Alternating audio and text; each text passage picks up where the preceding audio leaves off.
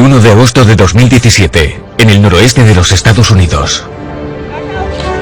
Hoy, la poesía y la ciencia se unen. El Sol tiene una cita con la Luna.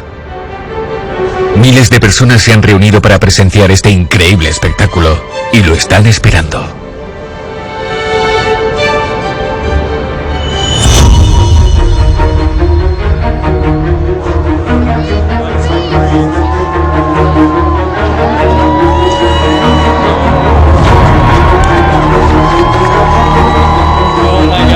Empieza el eclipse total. La luna se mueve poco a poco hasta esconder el sol. Tan solo dura unos minutos, pero esa momentánea oscuridad paraliza la naturaleza. Todo se detiene. Los animales se enmudecen, la temperatura desciende, la Tierra aguarda el regreso de su estrella.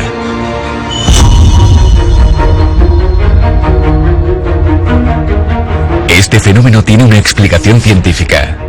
Pero la tensión se palpa en el ambiente cuando el sol desaparece. ¿Se debe esto a nuestros miedos ancestrales? Nacimos del sol. Si muere, ¿lo haremos también nosotros? Esperemos que no se esconda por mucho tiempo.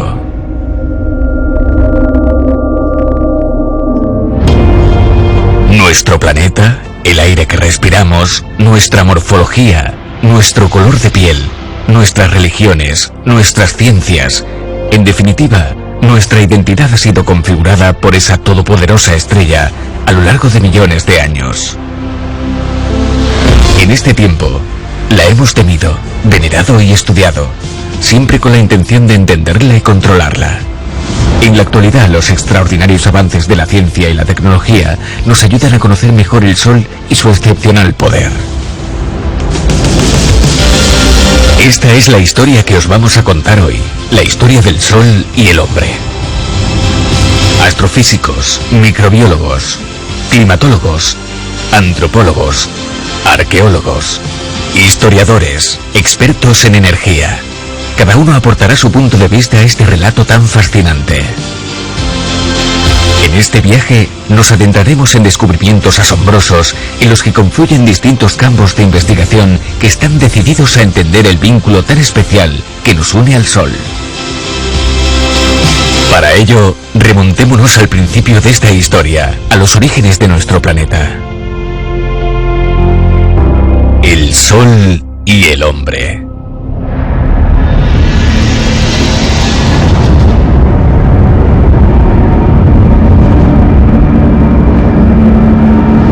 Nuestra historia empezó mucho antes de que existiéramos. Antes incluso de que lo hiciera el Sol. Al parecer todo comenzó a raíz de una explosión legendaria, el Big Bang.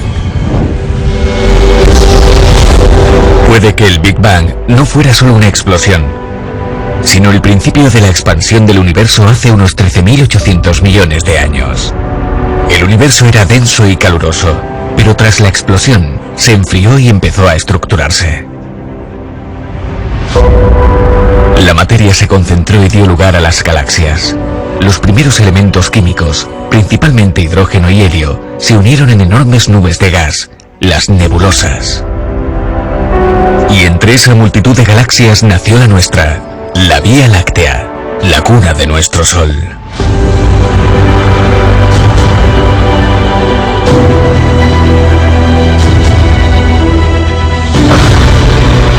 Habían pasado unos 9.000 millones de años. Millones de estrellas habían nacido y desaparecido en esa galaxia, dejando tras de sí nubes gigantescas de polvo y gas.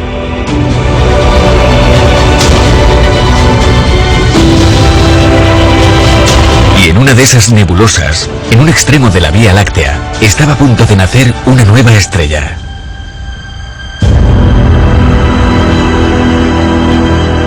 La fuerza de la gravedad hizo que parte de la nebulosa colapsara. Así se formó el Sol en una nebulosa a causa de un colapso. Este fenómeno se produce porque los gases chocan entre sí y crean un objeto central. El objeto central empieza a girar cada vez más rápido y la materia se va acumulando en forma de disco alrededor de la estrella. Este objeto central es nuestro recién nacido Sol hace unos 4.500 millones de años.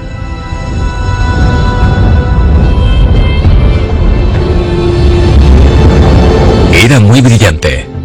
Atraía y concentraba gran parte de la materia que le rodeaba. 50 millones de años después, se convirtió en el Sol tal y como lo conocemos hoy. A su alrededor, empezaron a sucederse las colisiones.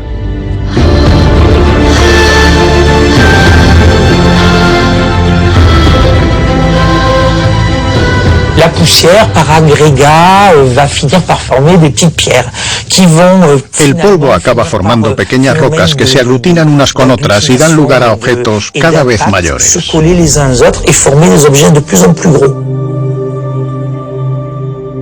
Et on va passer de l'échelle millimétrique... Pueden medir desde micras, milímetros o centímetros hasta cientos de metros. Après, par collision, on va former des objets qui vont commencer à être... Después, la colisión provoca que se formen objetos del tamaño de un planeta, que adquieren una forma esférica cuando alcanzan aproximadamente unos 600 kilómetros de radio. Hasta ese momento su forma es irregular. Ese fue el origen de los planetas, un remolino caótico de polvo. Con el tiempo, cada uno encontró su lugar. La Tierra y sus compañeros decidieron empezar a girar alrededor del Sol. Una estrella rodeada de planetas, cometas y polvo. Acababa de nacer el Sistema Solar.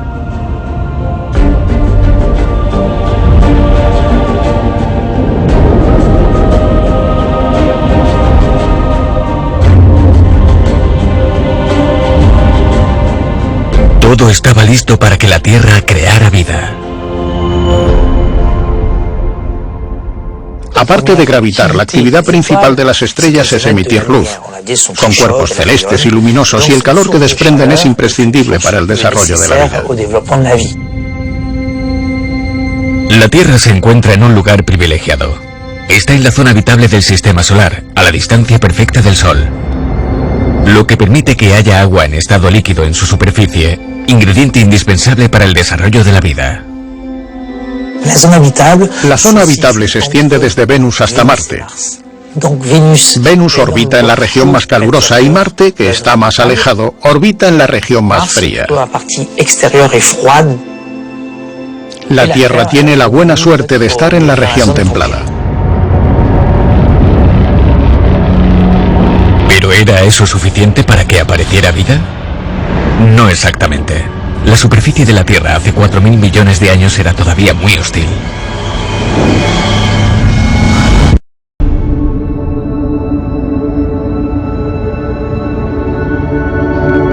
Entonces, nuestro planeta no era más que un océano de magma a causa de los constantes bombardeos de meteoritos. Era imposible que surgiera cualquier tipo de vida.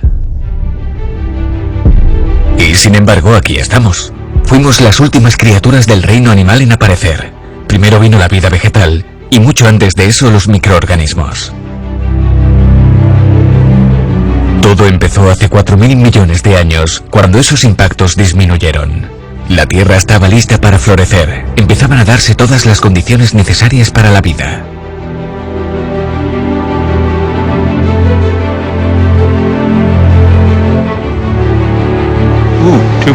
El microbiólogo estadounidense David Ward ha estudiado durante décadas las primeras formas de vida que aparecieron hace más de 3.000 millones de años.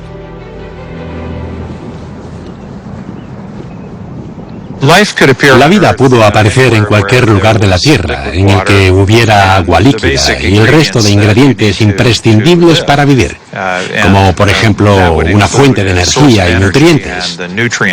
En definitiva, todo lo que podemos encontrar en el interior de una célula.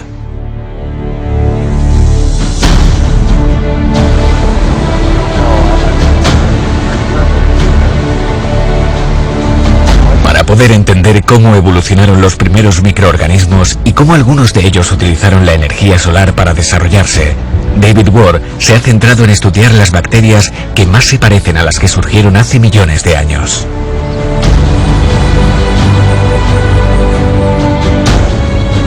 Son pocos los lugares de la Tierra en los que se pueden encontrar. Se trata de ecosistemas excepcionales, con unas condiciones geológicas muy singulares.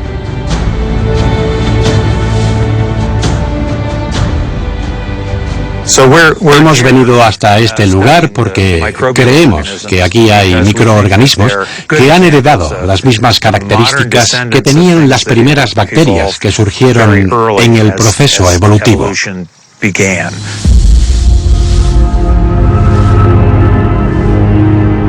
El Sol vuelve a ser fundamental al permitir que algunas bacterias evolucionaran a través de la fotosíntesis.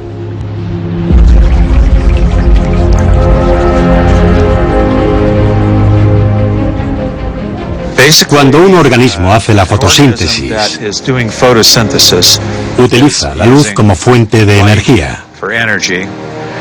Y los nutrientes más simples se convierten en estructuras más complejas que dan lugar a nuevas células. Aproximadamente hace 2.500 millones de años aparecieron las cianobacterias, que consumían agua y expulsaban oxígeno.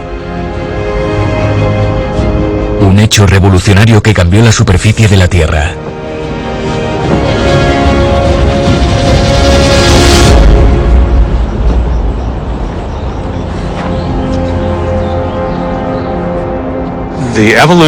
El desarrollo de la capacidad para usar agua durante la fotosíntesis permitió que esos microorganismos se desarrollasen en cualquier parte del mundo en la que hubiera agua y luz.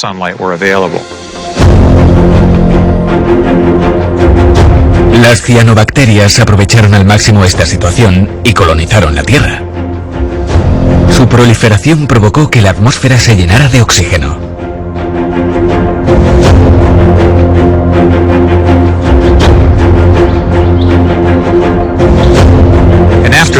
Después de eso, el oxígeno pudo empezar a generarse por sí mismo en la atmósfera, y así surgió un nuevo entorno en el que podían aparecer organismos aerobios.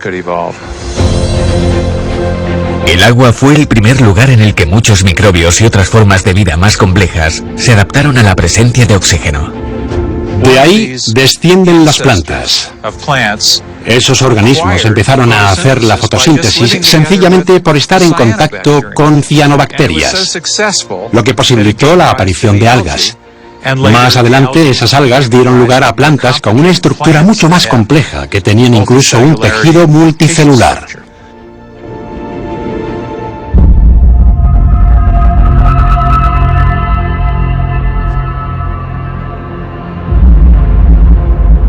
Aunque la atmósfera de nuestro planeta tenía oxígeno, la vida todavía no era capaz de proliferar en la superficie. Los niveles de luz ultravioleta eran perjudiciales para las células y hacían imposible su desarrollo al aire libre. Pero el Sol es capaz de cambiar de un momento a otro.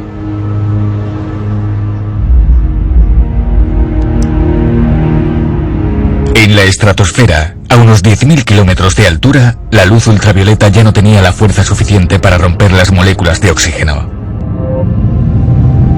Los átomos de oxígeno eran libres y podían unirse a esas moléculas. Esto dio lugar a la aparición de unas nuevas moléculas formadas por 3 átomos de oxígeno que se extendieron por todo el planeta. Así nació el ozono. Formó una capa cada vez más gruesa que se convirtió en un filtro para los rayos ultravioleta. Ese escudo hizo posible que surgiera vida en la Tierra y sirvió para protegerla. La existencia de una capa que reducía la exposición a los rayos ultravioleta en la superficie hizo posible que la vida pudiera comenzar a desarrollarse también en el medio terrestre, además del acuático. La vida estaba lista para conquistar el planeta. Después de las plantas, los líquenes y los musgos, los helechos invadieron la superficie terrestre hace unos 400 millones de años. Trajeron consigo entornos aptos para los primeros animales, escorpiones, ácaros, arañas.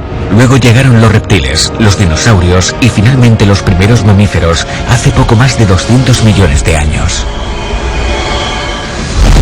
Su origen se remonta al inicio de los tiempos y su reino es tan inmenso que escapa a nuestro entendimiento. El Sol es el creador de todo lo que existe en este prodigioso sistema que bien merece llevar su nombre. Gracias a él, los primeros humanos llegaron a la Tierra. Pero ¿cómo ocurrió esa evolución? ¿Cómo pudo el Sol dar lugar a los seres humanos? Para entenderlo, tenemos que retroceder unos 2 millones de años. un periodo en el que nuestros antepasados comenzaron a abandonar las selvas africanas para explorar nuevos territorios bajo el sol resplandeciente. El antropólogo Alain Froment nos va a explicar esta etapa crucial de nuestra evolución aquí, en el Museo del Hombre de París.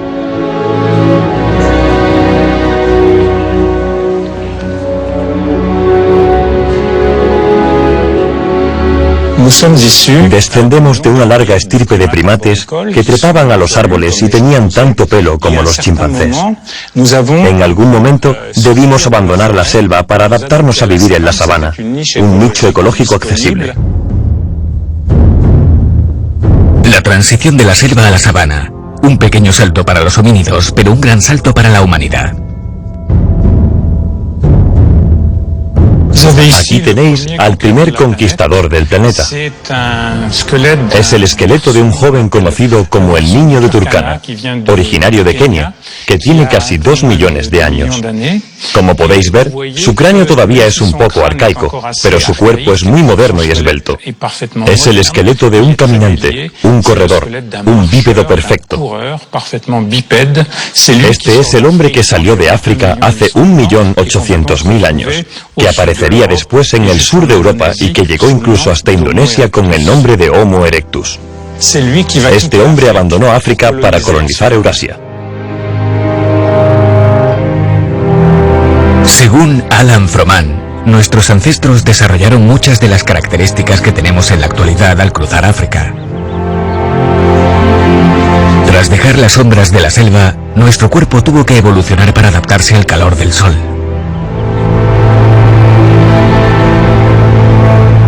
El sol incidió directamente en nuestra anatomía. Nos vimos en la obligación de deshacernos del pelo que cubría nuestro cuerpo para poder adaptarnos a la sabana. Como animales, necesitamos mantener una temperatura corporal estable de 37 grados, aunque fuera haya 45. Así que tuvimos que desarrollar un sistema de evapotranspiración. El sudor, que está controlado por las glándulas sudoríparas que segregan líquido y, al evaporarse, hace que nos enfriemos. Uno de los cambios físicos más evidentes que el sol provocó en el ser humano es el color de la piel.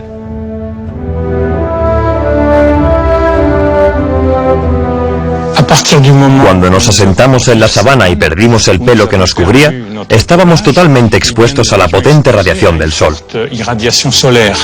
Se cree que fue entonces cuando empezamos a producir melanina, el pigmento que provoca la coloración de la piel, para protegernos de la radiación solar. Nuestros antepasados dejaron atrás la selva para conquistar la sabana. Así que cabe imaginar que eran personas de color.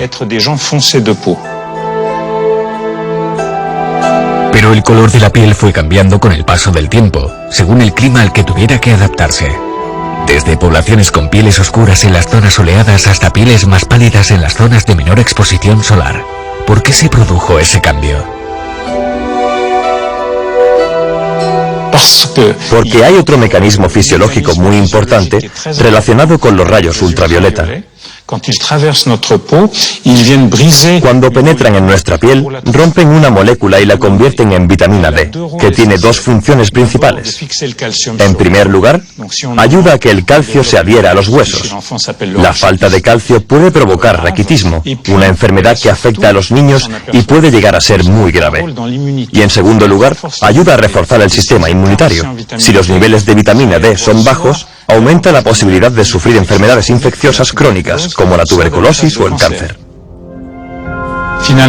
Finalmente, nuestra migración a zonas menos calurosas y soleadas hizo que perdiéramos esa capa de melanina que dificultaba la producción de vitamina D.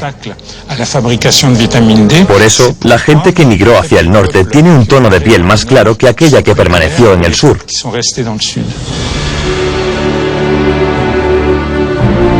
La temperatura externa también provocó algunos cambios en nuestra morfología durante nuestra andadura por el planeta. En climas fríos, el cuerpo tiende a ser más robusto para limitar la pérdida de calor, mientras que en climas cálidos, el cuerpo necesita una gran superficie de piel que le permita sudar y refrigerarse. Por eso las personas que viven en zonas calurosas suelen tener una silueta más esbelta, extremidades más largas y menos grasa corporal. Y el rostro también tuvo que adaptarse. Por ejemplo, las personas que viven en climas calurosos pueden tener la nariz bastante grande, lo que hace que el aire caliente les entre directamente en los pulmones. En los climas fríos, sin embargo, la cavidad nasal tiene que calentar y humedecer el aire que se respira para evitar enfermedades como la bronquitis u otras infecciones respiratorias que tienen una alta mortalidad en los niños.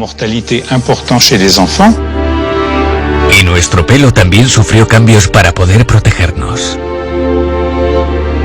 En África, donde la radiación solar es muy intensa, la gente suele tener el pelo muy rizado.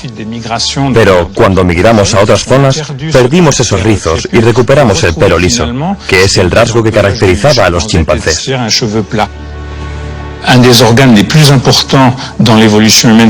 Uno de los órganos más importantes en la evolución humana es el cerebro, que en los climas cálidos es más propenso a sobrecalentarse. Así que el pelo rizado y voluminoso pudo haber ayudado a aislarlo del calor del exterior y a que estuviera más cómodo.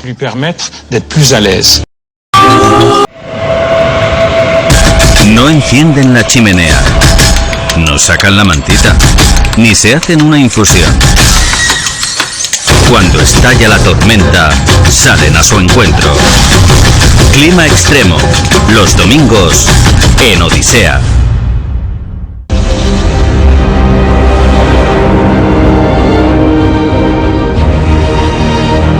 Por eso los seres humanos tenemos aspectos físicos tan diferentes.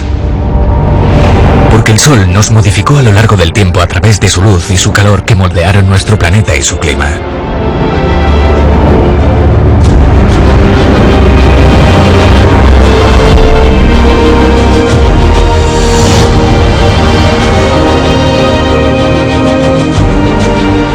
El Sol es una fuente de energía.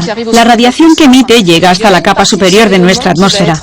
La capa de ozono filtra parte de esa radiación, especialmente la radiación ultravioleta. Otros componentes de la atmósfera se encargan de absorber el resto. Así que el balance entre la cantidad de luz que entra, los componentes de la atmósfera y el estado de la superficie de la Tierra, lo que se conoce como albedo, junto con la cantidad de gases de efecto invernadero, todo eso regula el clima de nuestro planeta.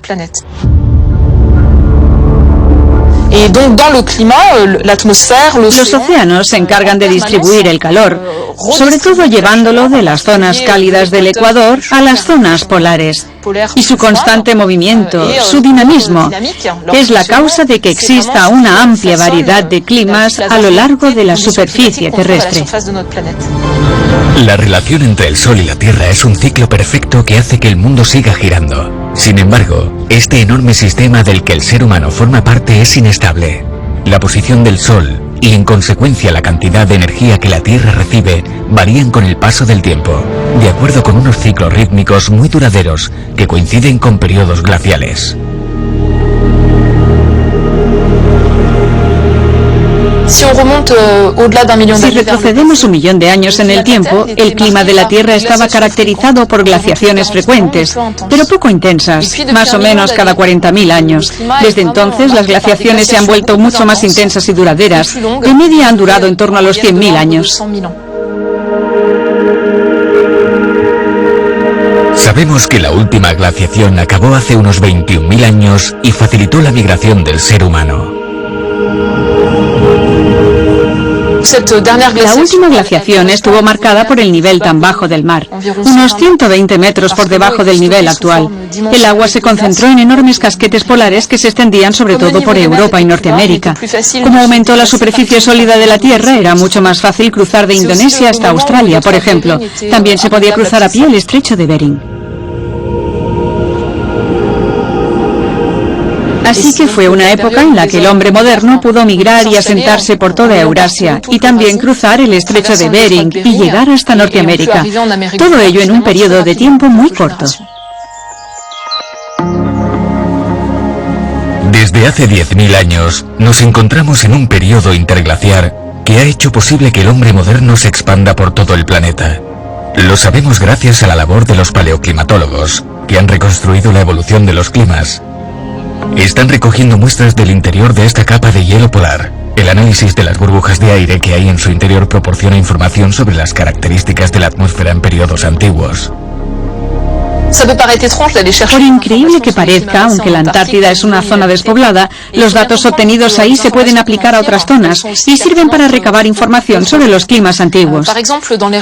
En zonas tropicales, por ejemplo en África, el lugar donde aparecieron las primeras especies de seres humanos, los ciclos glaciares e interglaciares estuvieron marcados por la alternancia de periodos secos y húmedos, que moldearon la vegetación, el entorno y los recursos que estaban a disposición de los primeros homínidos y sus descendientes.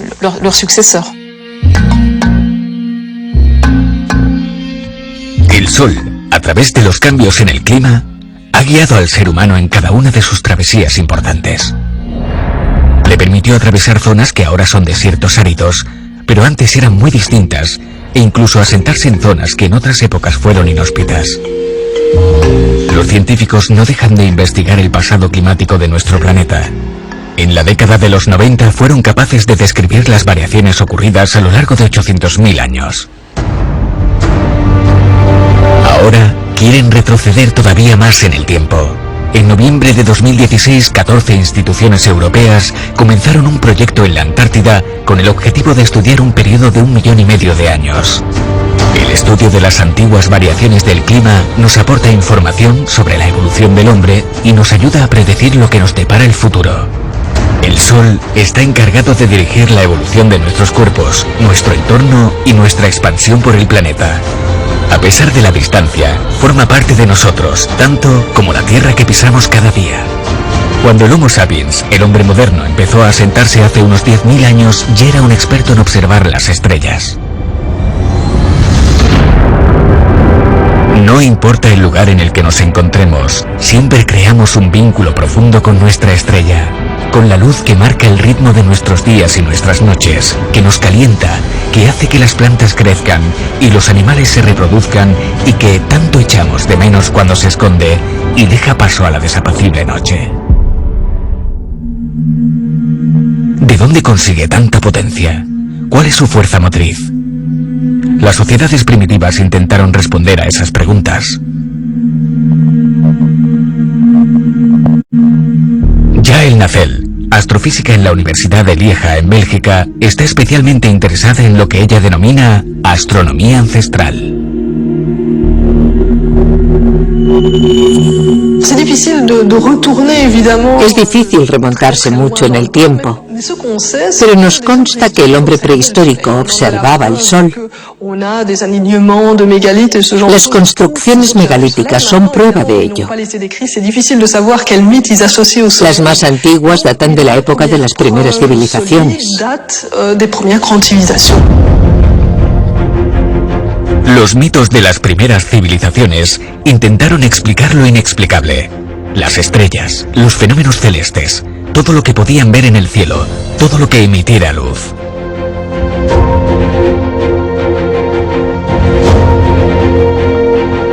El Sol suele estar acompañado de un vecino que pasa desapercibido en la inmensidad del cielo, la Luna.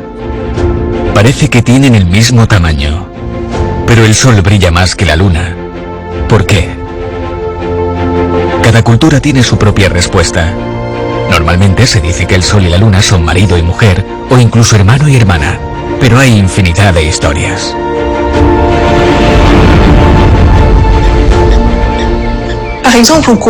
Por ejemplo, en el Congo cuentan que la Luna y el Sol eran igual de brillantes, pero hacía demasiado calor en la Tierra.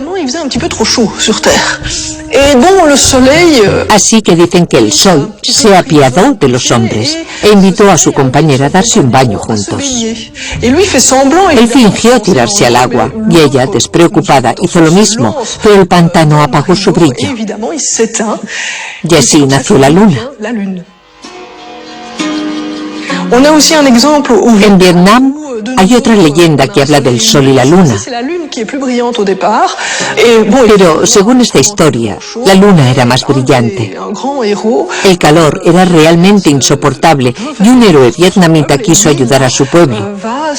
Así que subió a la cima de la montaña más alta para asustar a la luna y ésta se alejó.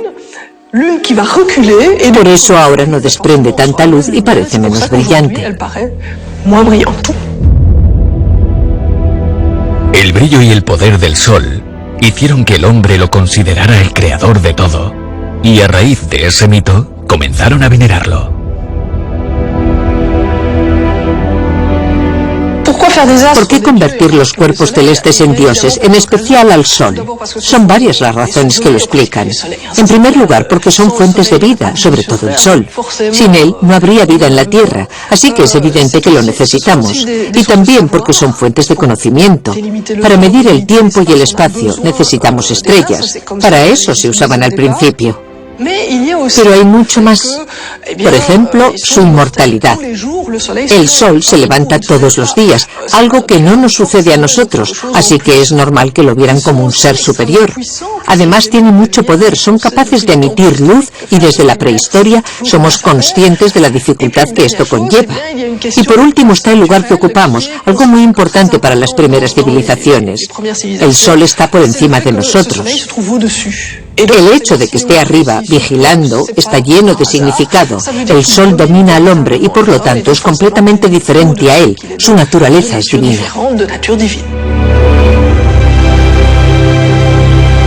El mejor ejemplo de civilización en la que se deificó el sol es la del antiguo Egipto. Ra, el dios del sol, es el creador de todo el universo. La civilización egipcia supo representar a la perfección nuestra relación con el sol, cómo dependemos de él casi por completo. Los egipcios eran totalmente conscientes de que, sin sol, sin luz, la vida no podría existir, y por eso desempeñó un papel tan importante en su concepción religiosa del mundo. Pusieron de manifiesto una realidad que sigue estando presente en la actualidad, que sigue sintiéndose con mayor o menor intensidad en todo el planeta. Una realidad que forma parte de la cultura humana e incluso de la vida de los animales que habitan la Tierra.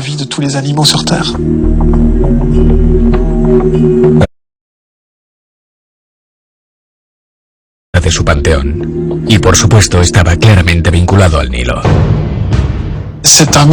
El Nilo se encuentra en un entorno desértico y lo atraviesa ininterrumpidamente desde el sur hasta el norte, sin apenas cambios en su curso, y como cualquier otro biotopo de nuestro planeta, está a su vez atravesado por el movimiento que realiza el Sol de este a oeste. Así que su visión del mundo era bastante mecánica. La disposición tan particular de su entorno no tardó mucho en condicionar su manera de interpretar el funcionamiento del mundo y del tiempo. Por ejemplo, ¿cómo explicaban los egipcios que el sol desapareciera todas las tardes por el oeste y que volviera a salir por el este cada mañana?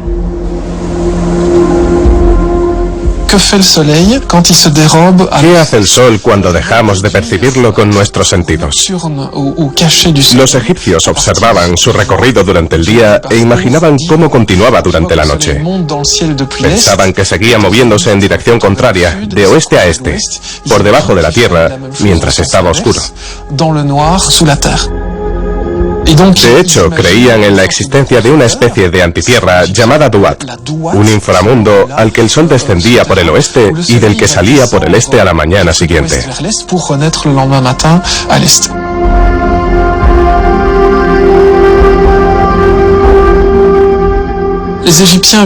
Los antiguos egipcios vivían en un entorno dominado por el Nilo y el cielo azul. Así que para ellos era como si el sol cruzara el Nilo celestial en una especie de barca. Por eso, también creían que en el inframundo debía haber un Nilo subterráneo, y mientras el sol lo cruzaba en su barca, tenía que pasar una serie de pruebas que le permitieran salir al exterior a la mañana siguiente. El sol siempre regresa triunfante. Cada mañana se levanta para llenar la tierra con su luz. Es omnipotente.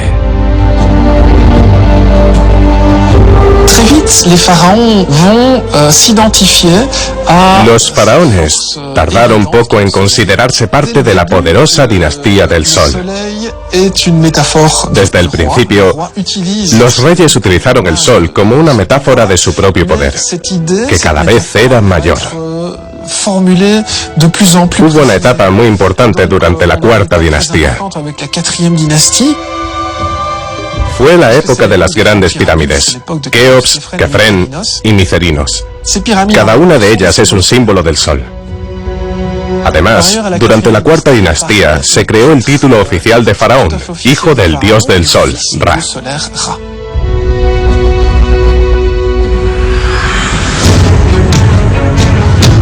Con Amenhotep IV, más conocido como Ajenatón, el culto al dios del sol, el creador de todo, alcanzó su máximo esplendor.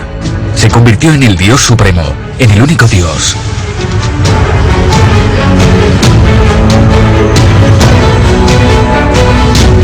Se prohibió el culto al resto de deidades del panteón egipcio.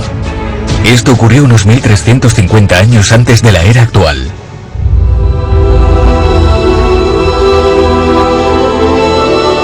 Es evidente que el rey tuvo que hacer frente a algún tipo de oposición por parte de su propia élite, y esto le obligó a reinventar el concepto de Dios del Sol. Y lo más importante es que, inmediatamente después, se autoproclamó su legítimo portavoz. Era el mayor representante de Dios en la tierra, el único capaz de interpretar su voluntad.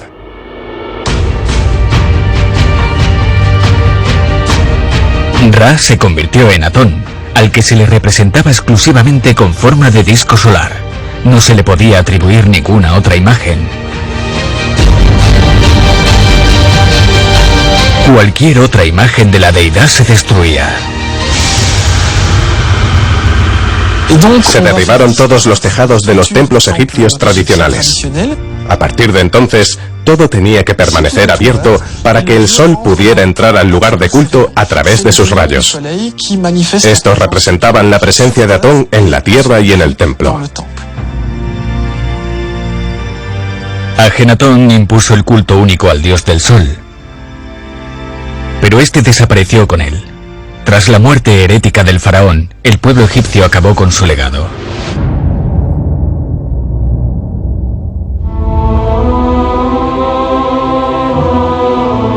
Sin embargo, el sol siguió siendo una deidad superior en esa civilización, y los reyes continuaron usando su imagen para justificar su propio poder.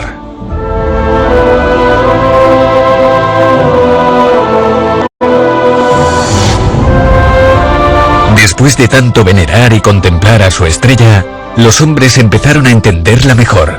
Puede que la observación del sol sea una de las ciencias más antiguas de la humanidad, y la sabiduría que adquirimos gracias a ella es inmensa.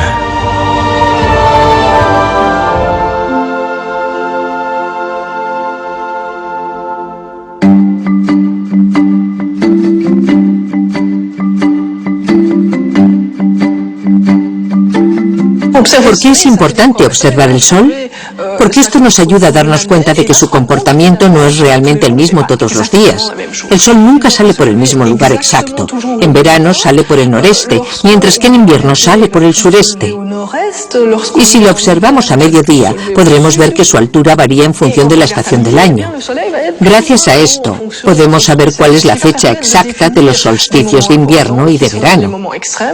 Y también la fecha de los dos equinoccios, que son los dos únicos días del año en los que el sol sale por el este y se pone por el oeste. El sol se ha convertido en objeto de observaciones e investigaciones. Gracias a la aplicación de métodos científicos, fue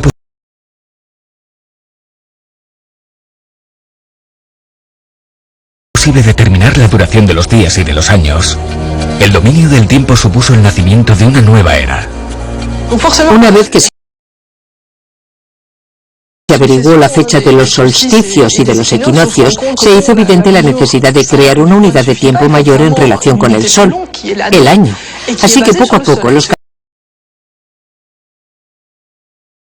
calendarios calendarios lunares fueron sustituidos por calendarios basados en la duración del ciclo solar, 365 días y algunas horas más. Hace casi 5.000 años, los egipcios crearon los primeros calendarios basados en los ciclos solares. Ya entonces establecieron que el año tenía 12 meses y el día 24 horas. El nuevo calendario solar permitió que los egipcios se adaptasen mejor a las diferentes estaciones y contribuyó también en la recaudación de impuestos, algo que era muy importante para el rey. De hecho, el faraón tenía sus propias cosechas de trigo y sabía cuándo tenía que recogerlo gracias a ese calendario tan preciso. Pero de entre todos esos antiguos calendarios, sin duda los más valiosos son los que nos dejó la civilización maya. Los mayas construyeron observatorios y desarrollaron cálculos complejos para estudiar los enrevesados movimientos del Sol, de las estrellas y de los planetas.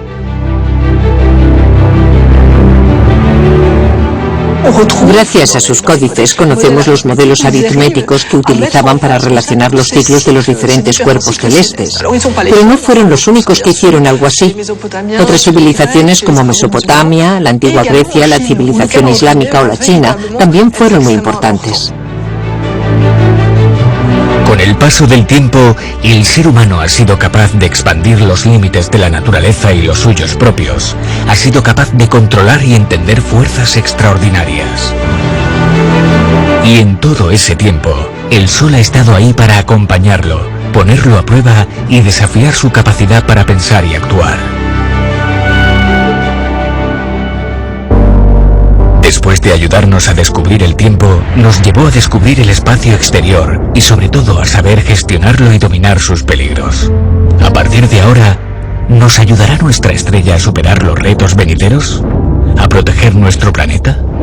¿Será su energía fuente de vida la clave para nuestro futuro? El Sol nos atrae con la misma fuerza que un imán, así que nunca dejaremos de intentar entenderlo, con la esperanza de poder responder esta pregunta universal: ¿por qué gira la Tierra?